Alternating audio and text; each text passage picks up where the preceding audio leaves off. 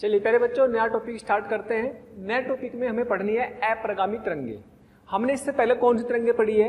हमने इससे पहले पढ़ी है परगामी तरंगे, जिनको हम क्या बोलते थे? ट्रैवलिंग वेव्स, प्रोग्रेसिव वेव्स, या फिर आपकी सिंपली जो अपनी प्रगामी तरंगे थी, प्रोग्रेसिव वेव जिनको हमने बोला था, उनमें क्या होता? ऊर्जा चल रही थी एक जगह से दूसरी जगह तक। ठीक। अप्रगामी तरंगे कौन सी हो गई उसको समझते हैं। इनको बोलते हैं स्टेशनरी। नाम से पता लग रहा है स्टेशनरी मतलब रुका हुआ, है ना, स्थिर, यानी कि अप्रगामी, यानी कि जो परगामी ना हो, नॉन ट्रैवलिंग जिसे बोल सकते हैं। यानी कि अप्रगामी तरंगों में ऊर्जा एक जगह से दूसरी जगह तो नहीं जाएगी, लेकिन हाँ ऊर्जा की वजह से एक ही जगह पर बहुत सारे कण कंपन कर सकते हैं।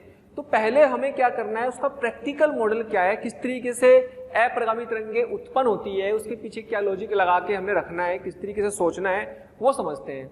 फिर उसका पूरा मैथमेटिक्स भी सीखेंगे, है ना, पूरा गणित क्या है उसके पीछे, उससे हम प्रूव करेंगे कि अच्छा ये होती है अप्रगामी तरंगों की समीकरण, और इस तरीके से ये अप्रगामी तरंगे बिल्कुल वैसी काम करें जैसे हम पहले प्रैक्टिकली इसको बना करके देखेंगे, है ना। तो पहले तो अप्रगामी तरंगों की समीकरण निकालने से पहले थोड़ी सी परिभाषा दिमाग में होनी चाहिए कि कम से कम दो तरंगे तो होनी चाहिए। अध्यारोपण होगा यहाँ पर भी, दो तरंगे होनी चाहिए, एक तरंग से काम नहीं चलने वाला। तो दो तरंगे किस तरह की होनी चाहिए? ऐसी दो तरंगे हो जिनके आयाम समान हो, जिनकी आवर्ती समान हो। हम यहाँ समान आवर्ती और समान आयाम के ले रहे हैं क्योंकि ये हमारे कोर्स के हिसाब से हमें इनको अध्यारोपित कराना है। तो अप्रगामी तरंगे यानी कि समान आवर्ती, समान आयाम और समान चाल की, लेकिन विपरीत दिशाओं से आती हुई तरंगे होनी चाहिए। पहले क्या दिमाग में रखना? समान आवर्ती, समान आयाम और समान चाल से, चाल कह रहा हूं वेग नहीं, वेग उल्टी दिशा में आने, तो चाल समान लेकिन उल्टी दिशा में आती हुई तरंगे जब आपस में मिलती है या अध्यारोपित होती है, मिलने का मतलब एक दूसरे के साथ अध्यारोपित होती है, यानी कि वहां पर क्या होता है? इंटरफेरेंस हो जाता है, व्यतिकरण हो जाता है। तो अध्यारोपण से नए तरीके की तरंग आपको दिखाई देगी, जिसको हम क्या नाम देंगे? स्टेशनरी या फिर अप्रगामी तरंगे।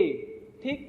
तो जब समान आवर्ती तथा समान आयाम की दो तरंगे समान चाल से विपरीत दिशा में आते हुए अध्यारोपित होती है, तो अध्यारोपण से जो तरंगे बनती है उनको अप्रगामी तरंगे कहते हैं। पहले हम इसका केवल डायग्राम से समझते हैं कि किस तरीके से अध्यारोपण से हमारे पास जो तरंगे बनती है वो अप्रगामी तरंगे किस तरीके से काम कर रही है, फिर उसका पूरा का पूरा गणित सोल्व करके देखेंगे। चलिए समझते हैं। मान ली एक रस्सी है, ये एक रस्सी है, इस पर हमने एक तरंग जनरेट की, एक तरंग उत्पन्न करी इधर से, यहां से एक तरंग उत्पन्न करी, और एक तरंग उत्पन्न करने पर ये अपने पास इधर जा रही, लेकिन उधर से भी एक तरंग उत्पन्न कर दी इस रस्सी पर, उधर से भी तरंग उत्पन्न कर दी। वो तरंग हमने यहाँ दिखा दी, जिसकी चाल भी है, आयाम में है, इस दिशा में है, समान आवर्ती की है, समान कला में है इसके साथ। तो t बराबर 0, किसी अक्षण पर, किसी मोमेंट पर, किसी अक्षण पर हमने दो तरंगे ले ली, एक ये ली, इधर से तरंग जनरेट करी, इधर से जनरेट कर दी तरंगे, और जो तरंगे जनरेट करी वो तरंगे जो उत्पन्न करी वो आपस में मिलेंगी। मिलेंगी का मतलब क्या होगा? कि अध्यारोपण होगा। अध्यारोपण होगा तो क्या होगा वो समझे।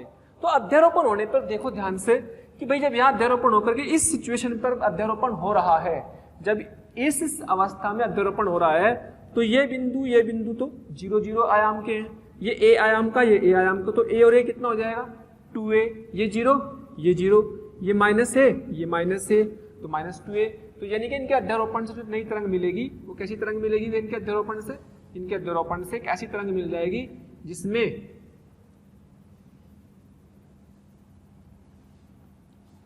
2a आयाम और -2a आयाम, 2a और -2a, और ये क्या है? ये यहां पर अभी आपको यहां पर आयाम 0 है, विस्थापन इनका कणों का 0 है, इनका विस्थापन 2a है। और इस कण का मान लो, अगर मैं बोलूं कि इस कण की बात करूं, इस कण का विस्थापन ये है, इस कण का विस्थापन ये है, दोनों विस्थापन जुड़ जाएंगे तो नया विस्थापन ये आ गया होगा इसका, है ना। ये इससे ऊपर नहीं जा पाएगा जब आपसे मिलेगी, यहाँ पर ये से मिलेगी। ये हमने एक अक्षण पर देखा जब t बराबर 0 है। ठीक है, इसको दिमाग में रखते हुए, इसको रखते हैं दिमाग में। अब मैं ये कह रहा हूं कि भाई थोड़ा सा इसको आगे चलाते हैं। मान लो थोड़ी आगे चलेगी ये वेव, तो ये इधर आएगी किसी समय पर, थोड़े समय के बाद। अगर वो समय मान लो t/4 है, मान लो एट t बराबर t/4, अगर t बराबर t/4 समय की बात करें तो t बराबर t/4 समय पर क्या होगा? तो बेटे ये यहाँ से आगे चली जाएगी t/4 समय का मतलब ये बिंदु कहाँ पहुंच जाएगा, ये बिंदु यहाँ पहुंच जाएगा, ये यहाँ पहुंच जाएगा, और अगर बहुत ध्यान से देखो तो ये वाला कण ये पॉइंट यहाँ पहुंच जाएगा और ये वाला यहाँ पहुंच जाएगा। यानी कि तरंग जो है t/4 पर पहले वाली कैसी बन जाएगी, पहले वाली तरंग बन जाएगी आपकी t/4 पर कुछ ऐसे।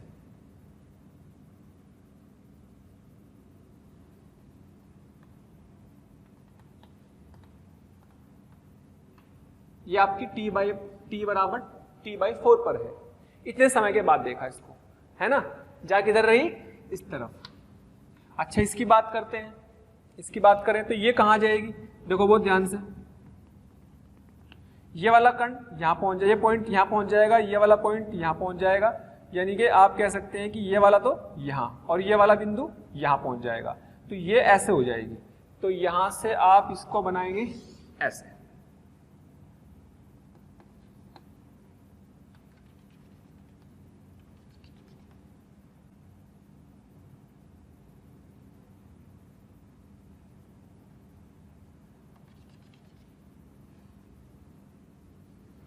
पहले इसकी फील समझते हैं, है ना, फील से कि अच्छा कैसे कैसे तरंगे अगर मिलती है तो क्या होता है, कुछ डायग्राम से समझेंगे पहले, फिर ये सारा का सारा गणित से समझ में आ जाएगा। तो अब जो क्या हो रहा है कि ये तो तरंग इधर चली गई, ये इधर चली गई, ये भी किस समय है t बराबर t/4 पर, t/4 पर देखा। तो अब ये जब इस इतनी आगे बढ़ी, इतनी आगे बढ़ी, तो उस समय हमें जो परिणामी तरंग दिखेगी वो किस तरह की दिखाई देगी। तो बहुत ध्यान से देखो, तो ये प्लस है, ये माइनस है, ये माइनस है, ये प्लस है, तो जब दोनों जुड़ेंगे तो क्या आएगा, शून्य, और यहाँ पर ये जितना ये माइनस का उतना ये प्लस का, ये जीरो, ये जीरो, जितना ये प्लस का उतना ये माइनस का। तो वास्तव में क्या होगा कि जी इस क्षण पर t/4 पर हमें कैसी तरंग दिखाई देगी, हमें इस समय यहाँ पर भी, यहाँ पर भी, यहाँ पर भी ये पूरी की पूरी तरंग सीधी दिखाई देगी। कैसी दिखाई देगी, ये पूरी की पूरी तरंग सीधी दिखाई देगी। सीधी क्यों दिखाई दे रही है, क्योंकि उनका जो परिणामी आएगा ये वाला माइनस ए प्लस ये शून्य, यहाँ पर सारे के सारे माइनस के प्लस के, ये शून्य, ये प्लस के हो गए सारे, इनको जोड़ेंगे सारों को माइनस के, तो सब जुड़ जाएंगे। तो t/4 पर सारे के सारे कण आपको यहाँ दिखे। तो यहाँ पे ऐसा नहीं है कि ऊर्जा कहाँ चली गई, यहाँ पे क्या हो रहा होगा, यहाँ पे ये हो रहा होगा कि सारे कण अपनी मीन अवस्था में, अपनी माध्य अवस्था में आ गए, तो यहाँ पर उनकी गतिज ऊर्जा होगी, तो यहाँ पर ये इनकी गतिज ऊर्जा होगी, है ना, ये वाले।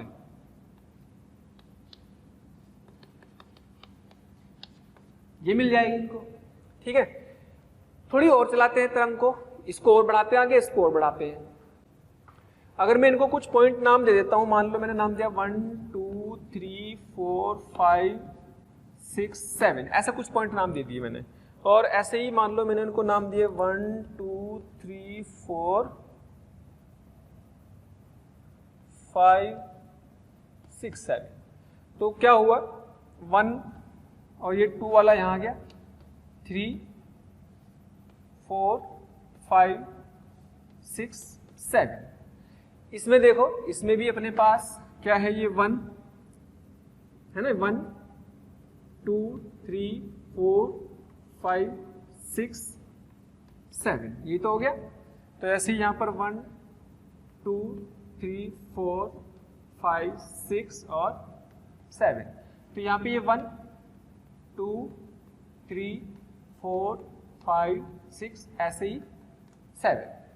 तो रस्सी आपको इसे दिखाई देगी, इस अक्षण पर होगा ये सारा कहानी। इस अक्षण पर ये बिंदु आप कैसे आ गए। अच्छा, इसमें खास बात क्या है कि जो हमारे 1 3 5 7 थे, 1 3 5 7, ये इसमें भी यहाँ पर क्या थे, अपनी अवस्था पर थे, अपनी जगह पर थे, यानी कि रेस्ट पर बोल सकते हो आप इनको, ये अपनी जगह पर थे, है ना। ऐसे ही ये वाले में भी अपने 1 3 5 7 भी अपनी जगह पर थे, लेकिन जो अपने 2 4 वाले थे, 2 4 6, ये ऊपर भी जा गए तो 2a तक, है ना। और अभी यहाँ पर ये मीन पोजीशन पर भी आ गए, माध्य अवस्था में भी आ गए। इससे आगे की अवस्था देखते हैं कि किसी और अक्षण पर थोड़ा आगे चलाते हैं इसको, है ना। चलिए, हमने t = t/4 पर देख लिया। अब हम t = t/2 पर देखते हैं क्या सिचुएशन होती है, क्या कंडीशन बनती है। तो यही तरंग है, जब t/2 पर पहुंचेगी तो t/2, जब हम t/2 पर बनाएंगे इसी समीकरण को, इसी तरंग को t = t/2 पर, तो बहुत सिंपल सी बात है, आधी तरंग, t/2 का मतलब आधी तरंग, आधी तरंग आगे खिसक जाएगी, यानी कि ये वाला आधा हिस्सा आगे खिसक जाएगा। ऐसे ही इसकी ये वाली तरंग आगे खिसक जाएगी, तो ये वाला तो यहाँ जाएगा, ये वाला यहाँ जाएगा, है ना। तो कहने का मतलब ये हुआ कि भाई इसकी जो तरंग है ना, ये जो तरंग है ये वाली, ये तो हो जाएगी ऐसे, ठीक, यानी कि ये 1, ये 2, ये 3, ये 4, ये 5, ये 6, ये 7, लेकिन इधर जाते हुए ऐसे ही ये वाला हिस्सा यहाँ पहुँच जाएगा, ये वाला यहाँ आ जाएगा, तो यहाँ पर भी ये तरंग ऐसे ही बन जाएगी।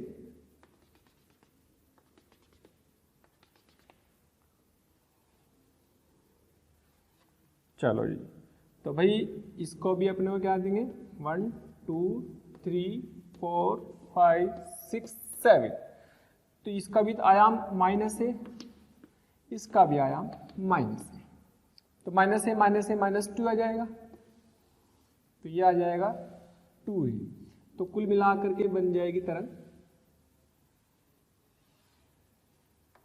तो ये बन गई 2a की, तो ये बन गया कितना, यहाँ पर t = t/4 पर ऐसी दिखाई देगी। अगर बहुत ध्यान से देखें ना, इसे मेन नंबर क्यों डाल रहा हूँ, 1 2 3 4 5 6 7, नंबर डालने का कारण क्या है? नंबर डालने का कारण ये है कि जो बिंदु हम देख रहे हैं 1 3 5 7, ये हर अक्षण पर, पहले वाले किसी भी केस में देखोगे तो हर अपनी जगह पर है, यानी कि स्थिर थे, रेस्ट पर थे, लेकिन जो बिंदु 2 4 6 वाले पॉइंट हैं, 2 4 6 वाले बिंदु आपके ऊपर भी गए अधिकतम 2a तक, और फिर बीच में भी आए थे, और अधिकतम -2a तक भी जा रहे हैं, ये -2a तक भी जा रहे हैं, देखो -2a 2 4, और ये वाला यहाँ पर -2a तक भी जा रहा है, और ये अपना ये +2a तक जा रहा है, यानी कि +2a और -2a के बीच में जो बिंदु चल रहे हैं वो कौन सारे, 2 4 6, लेकिन 1 3 5 ये वाले हमेशा ही रेस्ट पर थे, एक जगह ही रुके हुए थे, है ना। इतनी बात हमने ऑब्जर्व की।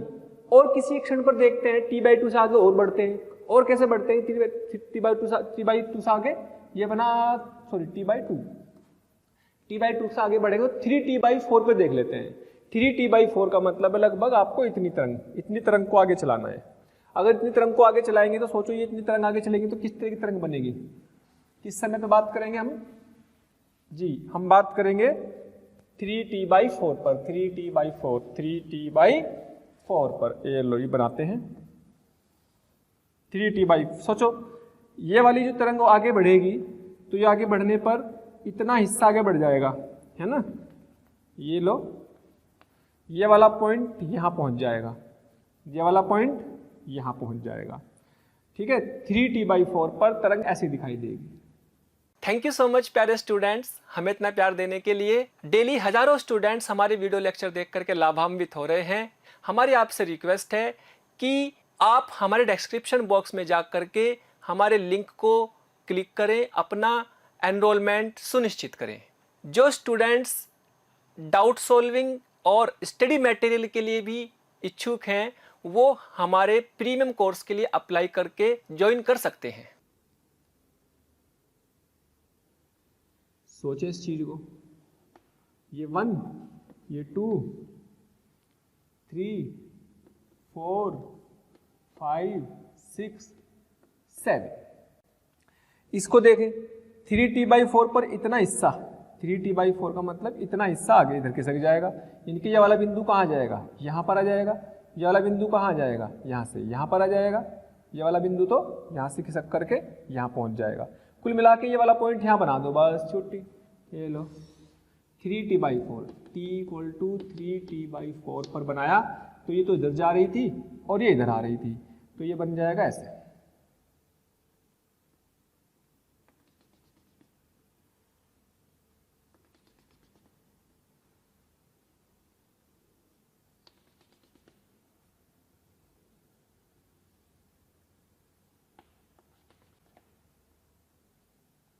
वन 2 3 4 5 6 7, ये तरंगे ऐसी दिखाई देंगी सेक्शन पर, और ये दोनों मिलेंगी तो क्या होगा, मिलेंगी तो क्या होगा, अध्यारोपण होगा। अध्यारोपण होगा तो किस तरह की तरंग दिखाई देगी परिणामी, वही हमें बनानी है।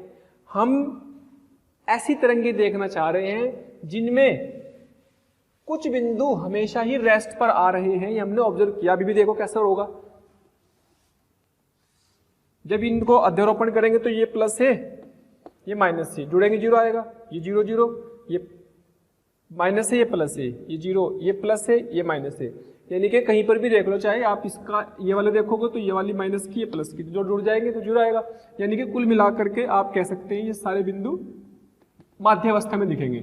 1 2 3 4 5 6 7। तो आपको रस्सी दिखाई देगी ऐसे, क्योंकि हम रस्सी पर तरंगों की बात कर रहे हैं, रस्सी पर ही अपरगामी तरंगों की बात कर रहे हैं। हालांकि अपनी धमनी तरंगों में भी अपरगामी तरंगों की बात करेंगे, लेकिन फिलहाल हमें ये रस्सी इस तरीके से दिखाई देगी।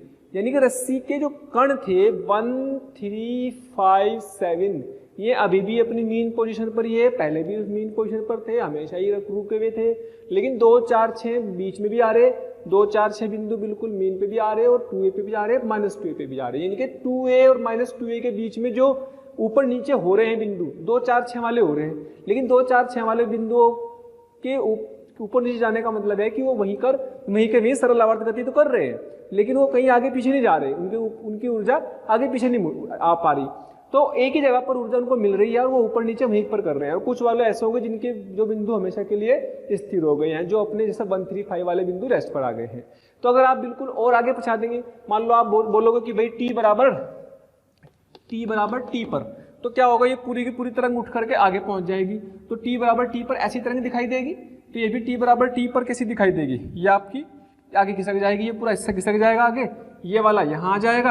यानी कि यही तरंग बन जाएगी टी बराबर टी पर भी। टी बराबर टी पर आपको कैसी तरंग दिखेगी, ये वाला हिस्सा खिसक जाएगा आगे इतना, तो यही तो आएगा, ये वाला खिसक जाएगा इधर, तो ये वाला आ जाएगा यहाँ, सेम बन जाएगी। तो कहने का मतलब ये है कि अगर आप t पर भी इनका अध्यारोपण करोगे तो t पर अध्यारोपण के बाद आपको किस तरह की तरंग दिखाई देगी। t पर अध्यारोपण इनका जब हो जाएगा तो आप देखेंगे इनके अध्यारोपण से इस तरह की तरंग आपको दिखाई देगी। तो ये क्या आएगा, 2a। तो अलग अलग समय पर हमने सारा देख लिया। ये लो 2a, 1 2 3 4 5 6 7, ठीक। तो इसमें भी देखो 2a वाला, ये 2 4 6 तो हमेशा अपनी अवस्था से, मीन अवस्था से ऊपर नीचे गति कर रहे हैं, सरल आवर्त गति कर रहे हैं। लेकिन अपनी अवस्था से सरल आवर्त गति कर रहे हैं, 1 3 5 हमेशा रुके हुए हैं। हालांकि इनके कुछ नाम होते हैं, मैं आपको बता भी देता हूं कि जो रुके हुए होते हैं इनको बोलते हैं नोड, इनको बोलते हैं नोड। और जो ये वाले होते हैं 2 4 6 इनको बोलते हैं एंटी नोड। मतलब 2 4 1 नोड को बोलते हैं अपने को, अगर मैं हिंदी की बात करूं तो हिंदी में इनको बोलते हैं प्रस्पंद और निस्पंद, है ना। अभी इनको ले लेते हैं, चलिए इसके बाद तो भी जानेंगे, लेकिन इंपॉर्टेंट पॉइंट क्या समझे, परस्पंद और निस्पंद की बात डिटेल में करेंगे, क्या होते हैं नोड एंटी नोड, क्या होते हैं मतलब नोड एंटी नोड यानी कि निस्पंद परस्पंद, वो तो हम बात करेंगे। लेकिन फिलहाल इसमें हमें क्या ऑब्जर्वेशन मिला, हमें इसमें मिला कि भाई कुछ बिंदु तो हमेशा ही रुके हुए हैं और कुछ बिंदु हमेशा ही ऊपर नीचे गति कर रहे हैं। जब दो तरंगे ऊपर आगे आमने सामने से आ रही हैं तो दो तरंगे आमने सामने से आ जाने पर उनमें कुछ बिंदु हमेशा रेस्ट पर आ गए, कुछ एक क्षण पर देखोगे तो, और कुछ बिंदु तो ऊपर नीचे गति कर रहे हैं, है ना। अगर एक निश्चित दो बिल्कुल फिक्स दो बिंदुओं के बीच में रस्सी को बांध करके ऊर्जा दे दी जाए तो वो ऊर्जा इधर से इधर चलती रहेगी। तो आप देखोगे कि कुछ बिंदु हमेशा ही रुके हुए मिलेंगे और कुछ बिंदु 2a + 2a - 2a के बीच में सरल आवर्त गति करते रहेंगे। यानी कि ऊर्जा आगे नहीं बढ़ रही, ऊर्जा क्या हो रही है, वहीं के वहीं एक ही रीजन में, एक ही क्षेत्र में ऊर्जा इधर से उधर चल रही है, लेकिन उसमें जो बिंदु है वहीं के वहीं सरल आवर्त गति कर रहे हैं। इसी को बोलते हैं कि जो तरंग है वो अपरगामी है, यानी कि तरंग रुकी हुई है। उसके क्या है, उस ऊर्जा से जो ऊर्जा मिली हुई है उस ऊर्जा से उस रस्सी के कण वहीं के वहीं सरल आवर्त गति कर रहे हैं, कंपन कर रहे हैं, लेकिन वो ऊर्जा को आगे चला नहीं पा रहे हैं, आगे उसको जो है प्रोग्रेस नहीं कर पा रहे, नॉन प्रोग्रेसिव है। यानी कि एक तरह से अप्रगामी तरंग है, वो प्रगामी नहीं है, चल नहीं पा रही है वो, है ना। तो एक तरह से ऊर्जा स्टोर हो सकती है, एक तरह से आप बोल सकते हो कि हम तरंगों की ऊर्जा को एक जगह पर स्टोर भी कर सकते हैं। तो एक जगह ऊर्जा को इकट्ठा कर लेने की बात हो गई। खैर वो एक अलग चीज होगी कि किस तरीके से करते हैं, वो बेसिक फंडा क्या हुआ कि भाई अगर हमारे पास दो तरंगे विपरीत दिशाओं से समानावर्ती, समान आयाम और समान चाल की विपरीत दिशाओं से आ रही हैं, तो उनके चलने से जो नई तरंग बनेगी उनको अप्रगामी तरंग बोलेंगे। और वो जो अप्रगामी तरंग आएंगे उनमें कुछ बिंदु हमेशा के लिए रेस्ट पर आ जाएंगे और उनमें कुछ बिंदु हमेशा के लिए चलते रहेंगे। जो हमेशा रेस्ट पर आएंगे उनके भी हमने कुछ नाम दिए, निस्पंद और प्रस्पंद। और जो आपके बिल्कुल हमेशा निस्पंद और प्रस्पंद हमने जो नाम दिए वो हमने नोड और एंटी नोड भी बोलते हैं उनको इंग्लिश में, ठीक है। तो ये सारी कहानी हमने ग्राफिकली समझी। अब इसके पीछे गणित क्या है वो समझना है। ये हमने ऑब्जर्वेशन किया कि भाई जब तरंगे विपरीत दिशा से आएंगे तो अब जो हमें कहीं पर ये रेस्ट पर दिखे, कहीं पर ये चलते हुए दिखे, तो वो जो तरंगे हमें दिख रही है कभी ऊपर कभी नीचे कभी बीच में, और जो कुछ रुके हुए हैं वो तरंगे ही क्या कहलाएंगी, अप्रगामी तरंगे कहलाती है। वो हमने अलग अलग अक्षण पर देखे, फोटोग्राफ बनाए एक तरह से, कभी 0 पर, t बराबर 0 पर, t बराबर t/2 पर भी, t/4 पर भी, t/ आप कह सकते हो 3t/4 पर भी, कैपिटल T पर भी। आप किसी भी क्षण पर देख सकते हो। मान लो थोड़ा सा बढ़ाते हैं आगे, आपको अगर मैं बताऊं कि भाई मान लो आप t इक्वल टू, मान लो मैं कहूं आपसे कि भाई t बराबर 0 पर थी ये, और आपसे कहें कि t बराबर, थोड़ा सा आगे बढ़ाते हैं, t/8 पर बढ़ाते हैं, तो t/8 पर क्या होगा, थोड़ी सी ये तरंग आगे बढ़ जाएगी, ये बिंदु थोड़ा सा यहाँ खिसक जाएगा t/8 पर, यानी कि आपको तरंग ऐसे दिखाई देगी।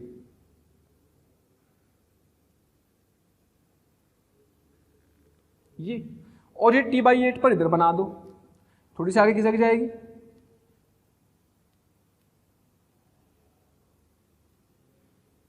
ये आ गया।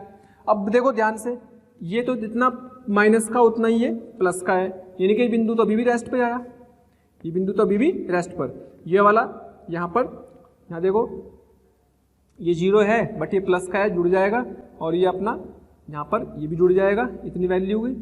तो ये वाले की बात कर रहे हैं, ये वाली तरंग को जोड़ो और ये वाली तरंग को, भाई इसका ये देखो, ये प्लस ये माइनस, ठीक है, इतना जुड़ गया, ठीक है। और जब हम यहाँ की बात कर रहे हैं तो ये प्लस का है, ये 0 है, जुड़ करके कुछ आएगा, ठीक। ऐसे ही जब हम बात कर रहे हैं यहाँ पर, यहाँ पे कर लो चाहे तो किसी भी पॉइंट पर, मान लो इसकी बात करते हैं, 1 की बात हो गई, 2 की बात कर लेंगे, तो 2 वाले पॉइंट की बात ये आ गया, और 2 वाले पर ही इस पर ये वैल्यू, तो 2 वाले पॉइंट पर इसकी वैल्यू ये और इसकी वैल्यू ये, दोनों जुड़ जाएंगी, ऊपर आ जाएंगी। ऐसे ही इस वाले पॉइंट पर ले लेंगे, यहाँ पर भी जोड़ लेंगे। और जब हम यहाँ देखेंगे कि 3 वाले पॉइंट पर, 3 वाले पॉइंट पर, तो 3 वाले पॉइंट पर ये ऊपर प्लस का है, नीचे इतना ही माइनस का है, इतने माइनस चला गया, इन दोनों को जोड़ेंगे तो फिर से 0 आ जाएगा। तो कहने का मतलब ये है कि अभी भी हमारे पास 1 2 3 जुड़ जाएगा, 1 2 3 पर, तो 1 3 5 7 ये तो रेस्ट पर ही आएंगे, लेकिन 2 4 6 इन पे कुछ ना कुछ वैल्यू आएगी, ये 2 4 6 पर जुड़ जाएंगी वैल्यूज। तो कहने का मतलब 1 3 5 कुछ बिंदु हमेशा के लिए रेस्ट पर आ गए, विराम में आ गए, और कुछ बिंदु हमेशा के लिए +2 या -2 के बीच में क्या कर रहे हैं, सरल आवर्त गति कर रहे हैं। ये ही हमारी क्या है, स्टेशनरी, स्टैंडिंग या अप्रगामी तरंगे हैं। अब इनके पीछे क्या गणित है उस पर बात करते हैं, ठीक है। ये तो उसका ग्राफिकल फील वाले मेथड थे। तो हमने जो भी यहाँ पे तरंगे बनाई है विपरीत दिशा से आती हुई, उनका अध्यारोपण किया, तो परिणामी तरंग जो हमें दिखती है बेसिकली वो इस तरह की दिखती है। जो उसका प्रारूप है, मतलब अप्रगामी तरंगों का प्रारूप कैसा दिखेगा कि ऐसे एक तरंग थी मान लो, और इस तरीके से वो अध्यारोपित हुई। अध्यारोपित होने के बाद ये बिंदु, ये 1 था, ये 2 था, ये 3 था, ये 4 था, ये 5 था, ऐसे ही अपने चलते जाएंगे। ये 2a तक गया था और नीचे -2a तक जा रहा है ना, ये 2a तक जा रहे हैं, -2a तक, और ये हमेशा ही 1 3 5 हमेशा ही रुके हुए थे। तो इनके कुछ नामकरण भी है, इनको नाम दे देते हैं। ये 1 3 5, जो 1 3 5 है, इनको बोलते हैं नोड या फिर निस्पंद। इनको क्या बोलते हैं, निस्पंद, जिसे हम नोड बोलते हैं।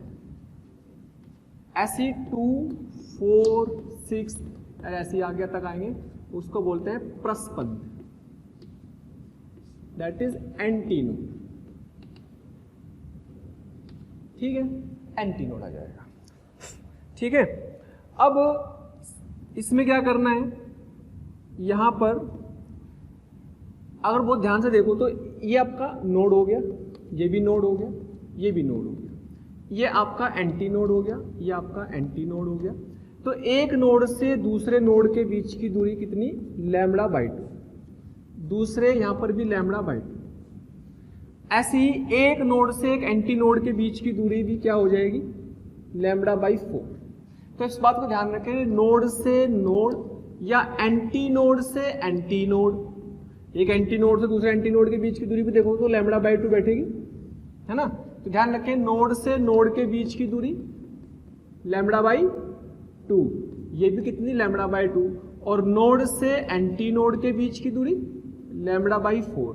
ये इंपॉर्टेंट पॉइंट है, याद रखने हैं। ये हमेशा होगा जब जब हमारे पास कौन सी तरंगें होंगी, अप्रगामी तरंगें होंगी। और अप्रगामी तरंगों को दिखाने का तरीका ये होगा जिसमें कुछ बिंदु हमेशा ही रुके हुए होंगे, ये वाले बिंदु हमेशा क्या होंगे, रेस्ट पर होंगे, हमेशा रुके हुए दिखेंगे, ये हमेशा रेस्ट पर रुके हुए। और ये अपने +2a से -2a के बीच क्या करेंगे, सरल आवर्त गति करेंगे। सरल आवर्त गति मतलब SHM करेंगे, SHM करेंगे अपनी जगह पर रहते हुए, SHM करेंगे अपनी ही जगह पर, अपनी ही जगह पर। तो यानी कि इनमें ऊर्जा स्थानांतरित नहीं हो रही, एक जगह से दूसरी जगह पर ऊर्जा का स्थानांतरण नहीं हो रहा, बल्कि वो ऊर्जा से क्या हो रहा है कि कुछ बिंदु रेस्ट पर आ गए और कुछ बिंदु रस्सी के हमेशा के लिए सरलावर्त गति करने लगे, अलग तरह के आयाम से, है ना। तो उनमें ऊर्जा कितनी होती है वो भी कैलकुलेशन करेंगे लास्ट में पूरी गणित से। लेकिन फिलहाल हमने ये देखा कि भाई जब दो तरंगे विपरीत दिशाओं में समान आयाम, समान आवर्ती और समान चाल की विपरीत दिशाओं में आती मिलती है तो कुछ इस तरह की कहानी होती है, जिसमें हमने कुछ नामकरण दिया, निष्पन्न परस्पंद याद रखना है ना। तो निष्पन्न परस्पंद के बीच की दूरी और नोड और एंटी नोड कह सकते हैं। निष्पन्न मतलब इनके बीच की दूरी, परस्पंद और परस्पंद के बीच की दूरी भी लैम्बडा बाई 2, निष्पन्न और परस्पंद के बीच की दूरी लैम्बडा बाई 4। यहाँ से दिख ही रहा है ये निष्पन्न लैम्बडा बाई 2, निष्पन्न लैम्बडा बाई 2, ये भी तो निष्पन्न ही हुआ। प्यारे बच्चों, हमें रोज कमेंट्स के माध्यम से ये रिक्वेस्ट आ रही है कि सर हमें इस टॉपिक के वीडियो लेक्चर प्रोवाइड करें या इस टॉपिक के वीडियो को समझाएं। तो मेरी आपसे रिक्वेस्ट है कि आप हमारे चैनल पर जाकर के सब्सक्राइब करें और बेल आइकन को हिट करें, ताकि जो भी वीडियो लेक्चर हमने डाले हुए हैं उसके नोटिफिकेशन आपसे मिस ना हो। मैं ऐसा इसलिए कह रहा हूं क्योंकि हमने ज़्यादातर वीडियो लेक्चर को ऑलरेडी अपने चैनल पर डाला हुआ है, तो जिस लेक्चर की आप डिमांड कर रहे हैं वो लेक्चर आपको पॉसिबली वहां पर मिल जाएंगे। परस्पंद और परस्पंद लैम्बडा बाई 4, लैम्बडा बाई 4, ये लैम्बडा बाई 2 आ गया। तो निष्पन्न से निष्पन्न के बीच की दूरी लैम्बडा बाई 2 आ गई, ठीक है। तो कहने का मतलब ये हुआ कि अब ये सारी कहानी हमने ग्राफिकली समझी, इसके पीछे गणित समझते हैं। गणित क्या होगा वो समझे। चलो जी, हमने अभी ग्राफ से समझ लिया है कि किस तरीके से हमें अप्रगामी तरंगे दिखाई देंगी और किस तरह की तरंगे होंगी वो। अब उसका गणितीय रूप, उसका एनालिटिकल विश्लेषण करते हैं। थोड़ा सा विश्लेषण करने का मतलब हम उसके समीकरणों को निकालते हैं। उनकी समीकरणों को निकालने के लिए हमें दो तरंगे चाहिए जो कि विपरीत दिशा में आ रही हो। तो तरंगे आपको आती हैं, किस तरीके से बनाई जाती है, तरंगे बना लेते हैं बेटे। मान लीजिएगा एक रस्सी ले ली, एक रस्सी पर तरंग ये जा रही, ये गई तरंग V से, आयाम A, इधर जा रही आयाम A, है ना। और ऐसी ही एक और तरंग बनाओ, ऐसी ही एक और तरंग बनाओ बेटे, ये वाली, लेकिन ये किधर जा रही है, इस तरफ। इस चाल दोनों की समान, आयाम इसका भी ये। अब मुझे बताओ इसकी समीकरण क्या होगी। क्या आपको इसकी समीकरण लिखनी आती है? यस, इसकी समीकरण होगी बेटे A साइन क्या ओमेगा टी, मान लीजिएगा kx प्लस पाई। ध्यान रखें, इस तरफ जाती हुई तरंग की समीकरण लिखनी हम पहले ही सीख चुके हैं, इसमें कोई डाउट नहीं होना चाहिए। यानी कि इस समीकरण को हम ऐसे भी लिख सकते हैं A sine kx minus omega t. ये काम हम बहुत पहले सीख चुके हैं कि कैसे हम इधर जाती हुई तरंग की समीकरण लिखते हैं, क्योंकि ये वाला कण किधर जा रहा होगा, नीचे की तरफ जा रहा होगा। तो इस वाले कण को इधर जाने का मतलब पाई का फेज इसमें इस तरफ होगा। तो ये हम सब कुछ पहले कर चुके हैं कि कैसे किसी तरंग की समीकरण लिख सकते हैं। इस वाली की बात करें तो इस वाली की बात करने पर जब ये इधर जाएगी तो ये वाला कण कहाँ जा रहा होगा, ऊपर की तरफ जा रहा होगा, है ना, ऊपर की तरफ जा रहा होगा तो इसके लिए इसका मतलब ये यहाँ पर मध्य स्थिति पर ही है, लेकिन दिशा इस तरफ है तो क्या आ जाएगी इसकी समीकरण, ये भी हम लिखना जान चुके हैं भाई, ये ए साइन के एक्स बस प्लस हो जाएगा के एक्स प्लस ओमेगा टी, और फेज इसमें पाई, ठीक है, इसमें फेज यहाँ पर इसमें शुरू का फेज 0 दिखाएंगे, इसमें शुरू का फेज पाई दिखाएंगे कला। खैर ये समीकरण हमें ये मानते हुए कि हमें समीकरण लिखनी आती है, क्यों, क्योंकि हम इस पर पूरी की पूरी एक क्लास लगा चुके हैं कि कैसे हम किसी चलती हुई समीकरण की या प्रगामी तरंगों की समीकरण कैसे लिखते हैं। ये प्रगामी तरंग तो है, लेकिन ये दोनों मिली, आपस में मिली तो अध्यारोपण हुआ। अध्यारोपण का मतलब आप जानते हैं कि अध्यारोपण से क्या मिलेगी, वाई नेट मिलेगा, वाई नेट क्या मिलेगा, y1 प्लस y2। अध्यारोपण का सिद्धांत तो इतना सही है, दोनों को जोड़ देंगे, दोनों को जोड़ेंगे, जोड़ दो भाई, जोड़ेंगे तो क्या आएगा, a साइन के X minus omega T plus a sine के X plus omega T. a common ले लो बेटा, sine A minus B plus sine A plus B, तो उसको लिख देंगे 2 साइन ए कोस बी, यानी कि 2 साइन के एक्स कोस ओमेगा टी, ऐसे लिख सकते हैं। यह वाला फॉर्मूला आपको आना चाहिए, हम इस फॉर्मूले को मानकर चल रहे हैं कि आपको ये फॉर्मूला आता है कि साइन ए प्लस बी, ऐसा मान लो sign A minus B plus sine A plus B, तो क्या फॉर्मूला होता है 2 साइन ए कोस बी, ये लगा दो, ये फॉर्मूला होता है। चाहो तो आप sine c plus sine d का लगा दो, 2 साइन सी प्लस डी बटे 2, साइन सी प्लस डी दोनों को जोड़ दो बटे 2 कर दो, तो आएगा, दोनों घटा दो। कुल मिलाकर आप तो ये फॉर्मूला रट लो कि भाई ये फॉर्मूला ट्रिग्नोमेट्री में हमने पढ़ा हुआ है, इस फॉर्मूले के हिसाब से हम क्या लिख सकते हैं, sign A cos B, sign A minus B sign A plus B के हिसाब से 2 साइन ए कॉस बी, ये आ गया वाई नेट, दोनों जब जुड़ जाती है। अब इसे बहुत ध्यान से देखो, ये जो है ना, ये तो x वाला फलन है, और ये ओमेगा टी किस में आता था, सरल आवर्त गति में खाली ओमेगा टी आ रहा, सरल आवर्त गति का मतलब केवल टी आ रहा, तो मतलब एक कण किसी एक क्षण पर वहीं के वहीं सरल आवर्त गति कर रहा है लेकिन उसका आयाम क्या होगा, जो इस ओमेगा टी की साइन कॉस ओमेगा टी के साथ मल्टीप्लाई में गुणन में होता था, वो गुणन में जो होता था वो क्या कहता था, आयाम। आज तक के हमारे जितने भी हमने तरंग पढ़ी थी उन सबका आयाम हमने फिक्स माना था, लेकिन इसका जो आयाम है वो तो एक फलन है x का, इसका मतलब यहाँ थोड़ी अकल लगानी पड़ेगी, ये आपका आयाम आ गया ए नेट, ये और ये अपना कोस ओमेगा टी, तो ये तो समीकरण किसकी आ गई, सरल आवर्त गति की बन गई, SHM की बन गई, सरल आवर्त गति की, ये तो समीकरण बनी। अगर ये सरल आवर्त गति की बनी तो बेटे ये ए नेट तो आपका कैसा आया, ए नेट तो आया 2a साइन के एक्स। बेटे ये कैसा है, ये x पर निर्भर करता है, x पर निर्भर करता है, x पर निर्भर करता है, यानी कि अलग अलग x वाले कण का आयाम अलग अलग होगा। इस बार अलग अलग x वाले कण का आयाम, यानी कि अलग अलग x वाला कण, रस्सी का जो बिंदु है वो अलग अलग ऊंचाई तक ही जा सकता है ना। कोई ऐसा भी होगा जो 2a तक भी जाएगा, अधिकतम वाला भी होगा और न्यूनतम वाला भी होगा, और ऐसे भी होंगे जो कभी जाएंगे ही नहीं। तो ये इस बार एक तरह से बोल सकते हैं कि x पर निर्भर करने वाला, लोकेशन डिपेंडेंट, x पर डिपेंड करने वाला, अलग अलग x पर, तो ऐसा आयाम हुआ। लेकिन वो आगे नहीं बढ़ रहे, आगे क्यों नहीं बढ़ रहे, क्योंकि तो SHM है, SHM का मतलब तो एक ही जगह पर सरल आवर्त गति करना है। इसका मतलब जो परिणामी तरंग आई, ये तरंग की समीकरण जो आई, या फिर ये तरंग की जो समीकरण आई, ये समीकरण क्या कहलाती है, अप्रगामी तरंग की समीकरण कहलाती है, अप्रगामी तरंग की समीकरण। लेकिन इसको ध्यान से देखने से हमें पता लग रहा है कि इसमें भाई आगे की तरफ कौन बढ़ते थे। हमने याद करो कि अगर हमारे पास ऐसा फंक्शन होता था x और t का, ऐसा फंक्शन जिसमें ax प्लस bt, तो इस तरह का फलन तो होता था, आगे बढ़ता था अलग अलग x और अलग अलग t के हिसाब से। तो हम क्या करेंगे, उसको बोलते थे प्रगामी, चलने वाला फलन। लेकिन इसमें तो x ही नहीं, यहाँ पे मल्टीप्लाई में इसके यहाँ पे ओमेगा टी प्लस के एक्स प्लस माइनस के एक्स कुछ आ ही नहीं रहा, यानी कि चल ही नहीं रहा, तो वहीं का वहीं सरल आवर्त गति करवा रहा है इसको। जब वहीं का वहीं सरल आवर्त गति करवा रहा है तो इसका मतलब चल ही नहीं रही, तो अप्रगामी होगी। प्रगामी का मतलब चलना है ना, प्रगामी का मतलब चलना, और अप्रगामी का मतलब रुके होना, स्थिर होना। तो उसका मतलब अप्रगामी तरंग के समीकरण में अपनी जो ऊर्जा है वो चली नहीं रही है, वो वहीं के वहीं ऊर्जा को उस ऊर्जा से वहीं के कण सरल आवर्त गति कर रहे हैं। उन सरल आवर्त गति से जो आयाम है वो आयाम आपका फिक्स नहीं है, कांस्टेंट तो नहीं आया, ये नियत तो नहीं आया, ये तो अलग अलग एक्स के लिए अलग अलग आएगा, तो एक्स का फलन आया।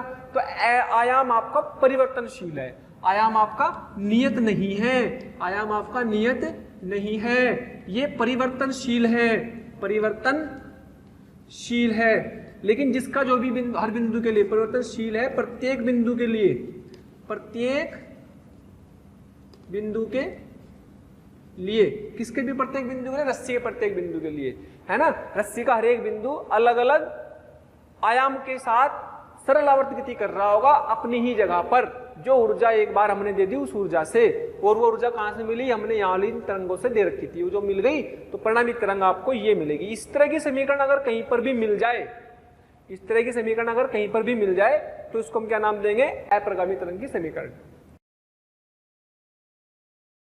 तो हमने समीकरण का एक डेरिवेशन हमने उसको बना लिया है समीकरण को। समीकरण हमारी आई थी, समीकरण आई थी ये आई थी ए नेट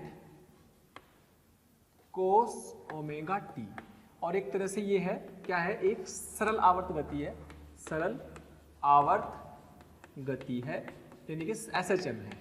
बस फर्क इतना है कि इसका जो आयाम है 2a sin kx कोस ओमेगा टी, ये इसकी समीकरण में आ गया। इसको ऐसे भी लिख सकते हैं 2a sin k की जगह लिख सकते हैं 2 pi by lambda into x.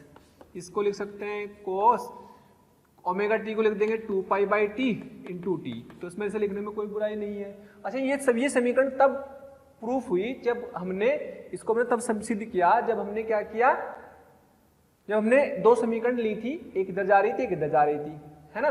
तो समीकरण तो कैसे भी ले सकते हैं, तो अलग अलग आ सकते हैं।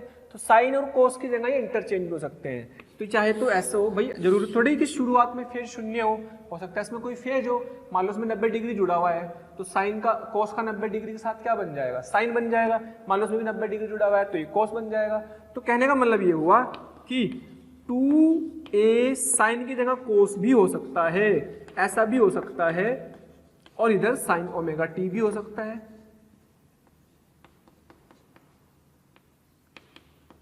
तो मतलब यह है कि इंटरचेंज हो सकते हैं, अदल बदल सकते हैं। अगर ये अदल बदल सकते हैं तो आपका तब भी आपकी कैसी समीकरण बनेगी, तब भी आपकी कहलाएगी कैसी, अप्रगामी तरंग की समीकरण। लेकिन इंपॉर्टेंट है कि ये आपका आयाम x का फलन है। तो मैं इससे लेकर के चलता हूं, इसी को बात करते हैं जब हमने स्टार्टिंग इसी से की थी, तो इसकी बात करते हैं। तो ये साइन कोस आप में बदल सकते हैं, इस बात का ध्यान रखेंगे। यानी कि पहचानने के लिए आपका ये सिंपल साइन के साथ और कोस के साथ ये टर्म होना चाहिए, ये आपका सरल आवर्त गति वाला हिस्सा होना चाहिए, और ये आपका समय के साथ वो एक्स के साथ बदलने वाला आयाम होना चाहिए। अब मैं ये बता रहा हूं कि कुछ बिंदु ऐसे होंगे इसमें जो यहाँ पर हमेशा रेस्ट पर आए थे, जिन्हें हमने क्या नाम दिया था, हमेशा रेस्ट पर आने वालों को नोड नाम दिया था, निष्पन्द नाम दिया था, है ना, निष्पन्द। लेकिन कुछ बिंदु प्लस माइनस 2a अधिकतम आयाम तक गए थे। अधिकतम आयाम क्या था, 2a plus 2a minus 2a, उनको नाम देंगे अधिकतम आयाम वालों को निष्प्रस्पंद नाम देंगे। जिनका आयाम न्यूनतम था, शून्य था एक तरह से, उनको क्या नाम देंगे, निष्पन्द नाम देंगे। यानी कि निष्पन्द और प्रस्पंद की कहानी अब यहां से भी सीखेंगे हम। तो ऐसे ही हमारे पास जिसको हमने नोड और एंटी नोड या निष्पन्द और प्रस्पंद बोला था, अगर हम बात करते हैं कि भाई निष्पन्द और प्रस्पंद की कहानी की बात करें कि जब हमारे पास बन रहे हैं क्या, निष्पन्द बन रहे हैं, जिस समय निष्पन्द बन रहे हैं, मान लो कि अपने एक ये रस्सी बांधी हुई है, इसमें ऊर्जा चल रही है, इसके बीच में ऊर्जा दे दी, उधर इधर से इधर चलती रहेगी। जब हमने कोई ऊर्जा दे दी तो टकराएगी, टकरा के वापस आएगी, तो दोनों आपस में अध्यारोपण होगा। अध्यारोपण से क्या बनेंगी, कौन सी तरंगें बनेंगी, मान लीजिए कैसे सिरे हैं, दोनों स्थिर सिरे हैं, फिक्स्ड एंड। जब हमने कल करा था, यहाँ से एक तरंग चलाई, रस्सी से तो टकराएगी, वापस आएगी, दोनों तरंगें क्या मिलेंगी, आपस में अध्यारोपण होगा। तो कहीं पे नोड बनेंगे, कहीं पे एंटी नोड बनेंगे। ठीक, ये जो फिक्स सिरा है ये तो अपना क्या बनाएगा, नोड, मतलब निष्पन्द बनाएगा। अब निष्पन्द कहाँ बनेंगे, निष्पन्द के लिए, निष्पन्द के लिए क्या होगा, ये जो आयाम आया कितना होगा, शून्य, 2a sin kx बराबर 0। ठीक है, निष्पन्द के लिए आयाम न्यूनतम होगा, न्यूनतम मतलब 0 होगा, ठीक, न्यूनतम मतलब 0 होगा। जब उनका आयाम 0 है तो आयाम को 0 के बराबर रख लिया। और साइन में 0 कब कब होता है भाई, साइन में 0 0 होता है आपका, साइन आपका 0 पर भी 0 होता है, साइन पाई पर भी 0 होता है, साइन 2 पाई पर भी 0 होता है, 3 पाई पर भी 0 होता है, यानी कि आप कह सकते हैं sine of n pi, sine of n pi. अच्छा 2a तो 0 हो जाएगा, तो कितना बन जाएगा, मतलब आप ये बोल लो कि इसको यहां से आप ऐसा लिखो साइन kx बराबर 0, तो दिस इज साइन n पाई, और ये आपका आ गया 2 pi by lambda into x बराबर n पाई, जिसमें n की वैल्यू क्या लिखेंगे, n की वैल्यू 0 1 2 3 एंड सो ऑन। अच्छा अब यहां से आप बहुत ध्यान से देखो, पाई से पाई उड़ गया और x बराबर आ गया कितना, n lambda by 2, n lambda by 2 आ गया, है ना। अगर आपको हमारे वीडियो लेक्चर्स पसंद आ रहे हैं तो प्लीज़ लाइक और शेयर करना ना भूलें। इससे आपके साथी, आपके जो ज़रूरतमंद दोस्त और विद्यार्थी हैं उन तक भी ये वीडियो लेक्चर पहुंच जाएंगे, ताकि वो भी इससे लाभान्वित हो सकें। और अभी मैं यही कहना चाहूँगा कि आपका इतना प्यार और इतना स्नेह देखकर हमारी मोशन की पूरी टीम बहुत मोटिवेटेड है, और आपके इस प्यार के कारण, इस मोटिवेशन से ही हम और अच्छे से अच्छे कंटेंट आपको प्रोवाइड करते रहेंगे। अब इनकी वैल्यू रखेंगे अगर, तो x की वैल्यू क्या आएगी, निष्पन्द के लिए जहां जहां निष्पन्द बनेंगे, जहां निष्पन्द बनेंगे, निष्पन्द मतलब नोड बनेंगे, वह x कितना होगा, तो x बराबर हो जाएगा, एक तो 0 पर, मान लो मैं यही की बात करूं तो यहाँ x बराबर 0, इधर x ले लो, तो ये तो 0 पर ही है, ये वाली जो रस्सी में हमने ऊर्जा दी तो ये तो भागेगा ही नहीं कहीं, तो फिक्स एंड है, तो ये क्या बना, नोड बना, ये निष्पन्द बना, तो ये x बराबर 0, और क्या 1 रखेंगे तो लैम्बडा बाई 2, 2 रखेंगे तो 2 लैम्बडा बाई 2, वास्तव में लैम्बडा हो जाएगा, फिर 3 लैम्बडा बाई 2, फिर 4 लैम्बडा बाई 2, फिर 5 लैम्बडा बाई 2, ऐसे ही 6 लैम्बडा बाई 2, ऐसे चलता रहेगा। अब हमने बोला था कि एक नोड से दूसरे नोड के बीच की दूरी, निष्पन्द से निष्पन्द के बीच की दूरी क्या होती है, इन दोनों का अंतर देख लो, लैम्बडा बाई 2 माइनस 0 बराबर लैम्बडा बाई 2, या इन दोनों का देख लो, लैम्बडा माइनस लैम्बडा बाई 2 बराबर भी लैम्बडा बाई 2, या इन दोनों का देख लो, तो कितना आएगा 3 lambda by 2 minus lambda, that is also lambda by 2। अब कुल मिला के बात ये रखनी है कि एक नोड से दूसरे नोड के बीच की दूरी हमेशा लैम्बडा बाई 2 याद रखनी है, कि दो नोड के बीच की दूरी, दो निष्पंदों के बीच की दूरी हमेशा कितनी होती है बच्चों, ये होती है लैम्बडा बाई 2, जो कि आपको दिमाग में सेट करके रखनी है, याद करके रखनी है ना। तो लैम्बडा बाई 2 दो निष्पंदों के बीच की दूरी हो गई। कहाँ कहाँ लैम्बडा बाई निष्पंद बनेंगे इसमें, मान लो एक लैम्बडा बाई 2 ये हुआ, ये लैम्बडा बाई 2 हुआ, ये लैम्बडा हुआ, और मान लीजिएगा ये आपका 3 लैम्बडा बाई 2 हुआ, और मान लीजिएगा यहाँ तक 2 लैम्बडा हो गया, तो ये सब x मिल जाएंगे। तो कहाँ कहाँ पर मिलेंगे वो उस कैलकुलेशन से पता लग रहा है, एक रस्सी के अंदर। अच्छा यहाँ पर भी नोड मिलेगा, क्यों, क्योंकि भी फिक्स एंड है, ये भी फिक्स एंड है, स्थिर सिरा है, दृढ़ सिरा है, ठीक है। तो रस्सी में जो ऊर्जा से, मान लो मैं इसकी बात कर रहा हूँ कि भाई कितने इसमें कितने मिल सकते हैं, वो उसके ऊपर डिपेंड करेगा कि उसकी फ्रीक्वेंसी, उसकी वेवलेंथ कितनी है, कितनी तरंग धैर्य की तलाश में आपकी तरंग आई है, उसको भी देखेंगे कि भाई कितने इसमें कंपन आएंगे, उसको बोलते हैं मोड ऑफ वाइब्रेशन, विधा, तरंग कंपनों की विधा कितनी है, कितने कंपन आ रहे हैं। लेकिन फिलहाल हमने बात की है कि कितने नोड से नोड के बीच, कहाँ कहाँ नोड बनेंगे, कहाँ कहाँ पर निष्पन्द बनेंगे, कहाँ कहाँ पर दो नोड के बीच की दूरी लैम्बडा बाई 2 होगी, ठीक है। ये तो निष्पन्द की बात करी। अब प्रस्पंद की बात करते हैं, एंटी नोड की बात करते हैं। एंटी नोड के लिए क्या होगा, ये आयाम क्या होना चाहिए, अधिकतम। एंटी नोड के लिए अधिकतम होना चाहिए, तो निष्पन्द की जगह क्या कर देंगे इसको, प्रस्पंद। प्रस्पंद, प्रस्पंद के लिए आयाम कितना होना चाहिए भाई, अधिकतम। अधिकतम, और अधिकतम कितना हो सकता है, ये तो 2a या -2a, तो प्लस माइनस 2a आ सकता है, लो जी। यानी कि भाई हमने देखा था ना कि भाई प्लस माइनस 2a तक जा सकता था, तो प्लस माइनस 2a, तो कितना आ गया, साइन kx बराबर प्लस माइनस 1। अब साइन में 1 की वैल्यू और -1 की वैल्यू कब कब आती है, ये आती है पाई बाई 2 पर, 3 पाई बाई 2 पर, है ना, इतने पर आ जाएगी। तो इसका मतलब ये हमारे पास किसके बराबर आ जाएगा, साइन ऑफ 2n+1 π/2। भाई जब हमने 0 रखेंगे तो π/2 होगा, 1 रखेंगे 3π/2 आ जाएगा, तो +1 -1 आते चले जाएंगे, यहाँ से ही तो कट जाएगा, है ना।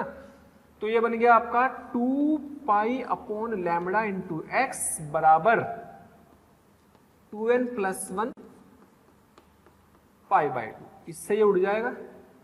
तो x बराबर आ गया प्रस्पंदों के लिए, प्रस्पंदों के लिए कितना आया, ये आया हमारे पास x बराबर 2n+1 λ/4, ये तो आया। अब n की वैल्यू क्या है हमारे पास, n की वैल्यू है 0 1 2 3 4 एंड सो ऑन। अगर मैं इसमें n की वैल्यू रखूंगा तो क्या क्या आएंगी, क्या क्या आएंगी भाई प्रस्पंदों के लिए। तो 0 रखेंगे तो λ/4 आ गया, फिर 1 रखेंगे तो 3 λ/4, फिर 5 λ/4, फिर 7 λ/4 एंड सो ऑन। अगर बात करते हैं दो प्रस्पंदों के बीच की दूरी, दो एंटीनोड प्रस्पंदों के बीच की दूरी की, तो एंटीनोड से एंटीनोड के बीच की दूरी आप ऐसा कह सकते हैं कितनी आएगी, दिस माइनस दिस, 3 λ/4 माइनस λ/4, तो कितना आया λ/2, है ना। ऐसे ही आप चाहो तो इन दोनों की अंतर कर लो, दिस माइनस दिस कर लो, चाहे कोई भी दो प्रस्पंदों के, कोई लगातार कह सकते हैं, दो लगातार प्रस्पंदों के बीच की दूरी। ऐसे यहां पर भी नोड से नोड कौन से हैं, लगातार, कोई भी दो लगातार निस्पंद जो होंगे, एक के बाद जस्ट नेक्स्ट वाला जो होगा, उनके लगातार निस्पंदों के बीच की दूरी है, लगातार निस्पंदों के बीच की दूरी। और ये क्या है, लगातार दो लगातार कर्मागत कह सकते हैं, कर्मागत, है ना, कर्मागत वर्ड यूज कर सकते हैं, कर्मागत, यहां पर भी आप कर्मागत यूज कर सकते हैं। दो कर्मागत नोड, दो कर्मागत जो लगातार पढ़ रहे हो, कर्मागत एंटीनोड या प्रस्पंदों के बीच की दूरी कितनी, ये आ गई λ/2। चाहे कोई से भी निकाल लो, मान लो 5 λ/4 माइनस 3 λ/4 किया तो बेटे ये कितना आ गया, 2 λ/4, दैट इज λ/2। तो ये सब में इतने आएगा लगातार के बीच की। अगर बोल दे कि भाई पहले और तीसरे के बीच की दूरी बताओ, पहले पांचवें की बताओ, दूसरे तीसरे की, अब तो वो सब तो कैलकुलेशन है करते रहेंगे, लेकिन लगातार वाले की याद रखनी पड़ेगी कि भाई लगातार जो आएंगे, जो कर्मागत आएंगे निस्पंद, उनके बीच की दूरी ये होती है, और जो परस्पंद उनके बीच की दूरी भी λ/2 होती है। अच्छा, जो लगातार या कर्मागत आपके निस्पंद और परस्पंद पढ़ेंगे, निस्पंद और परस्पंद पढ़ेंगे। कर्मागत, निस्पंद तथा प्रस्पंदों के बीच की दूरी वो कितनी होगी, एक नोड और एंटी नोड के बीच की दूरी। तो नोड के और एंटी नोड के बीच की दूरी देखनी तो कितनी आएगी भाई, मान लीजिएगा आप पहला नोड की बात करें, ये λ/4 है, ये 0, तो λ/4 माइनस 0, ये λ/4 आ गई। इसकी बात करें 3 λ/4 और λ/2 की, 3 λ/4 और माइनस के λ/2 कितना आ जाएगा भाई, ये कितना आएगा भाई, एलसीएम 4 आ जाएगा, तो 3 और ये 2, तो यानी कि λ/4।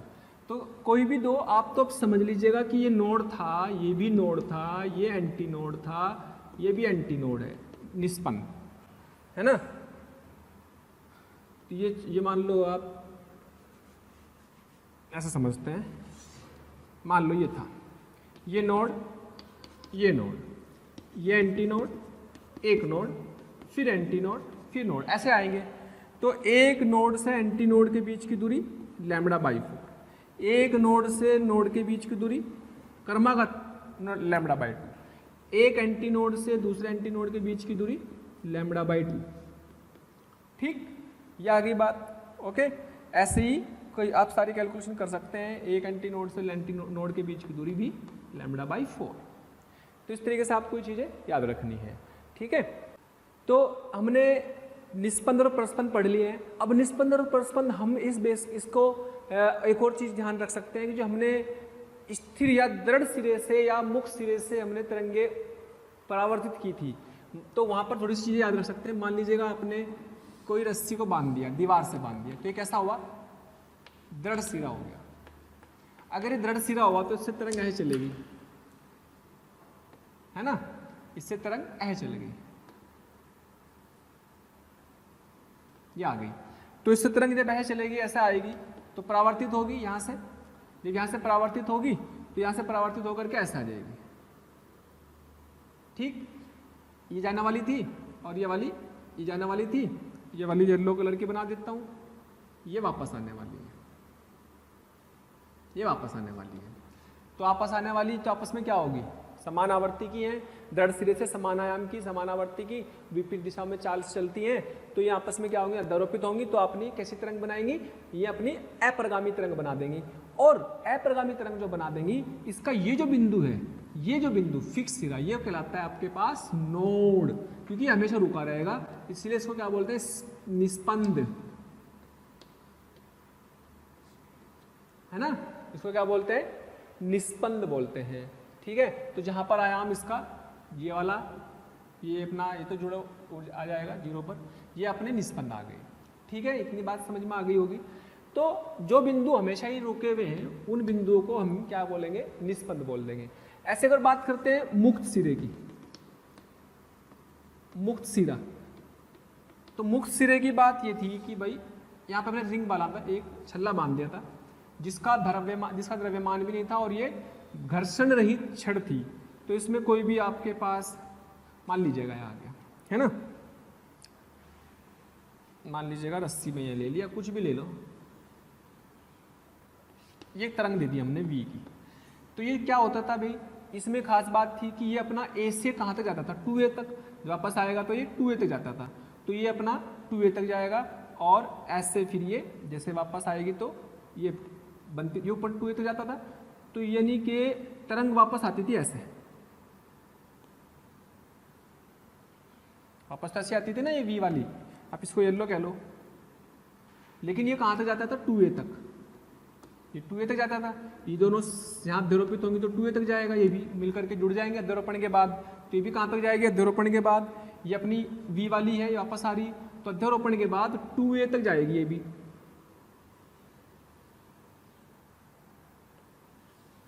ऐसे, तो इसमें भी कुछ बिंदु हमेशा रेस्ट पर हैं और ये वाला 2a तक जा रहे हैं।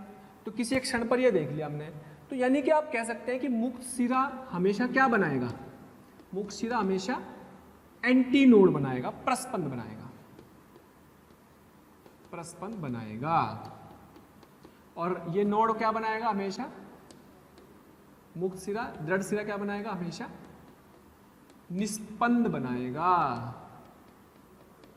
तो ये बात आप दिमाग में रख सकते हैं, क्योंकि दो तरंगे चाहिए और रिफ्लेक्शन में तो 2 तरंगे मिलती है, अपोजिट विपरीत दिशाओं से आती मिलती है, तो क्यों ना हम वहीं से समझ सकते हैं परिगामी तरंगों को।